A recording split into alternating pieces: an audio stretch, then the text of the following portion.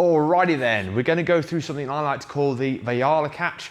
Now I coined this one from a fella called Scott Viala. I'll tag his Instagram page. I did ask him about a name for this movement. I'm just nicknaming it the Viala Catch because that's who I got it from.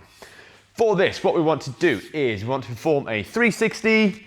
We swoop the mace, come round, and then catch into a mill. Let me slow that down for you.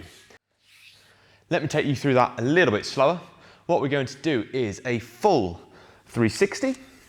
As the mace comes around, we catch with our opposite hand off into a downward thumb grip because you're going to release the other hand. Swoop round, bring the mace up so we uppercut the mace.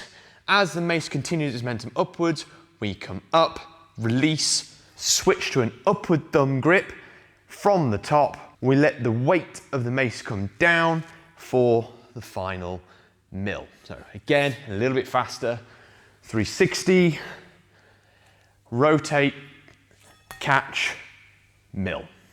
And then we can sort of go into another 360, rotate down, catch, mill, and then we can go on the other side, slightly choked, down, and we can keep a nice little rhythm going. Cool. Have fun with those, and I'll see you soon.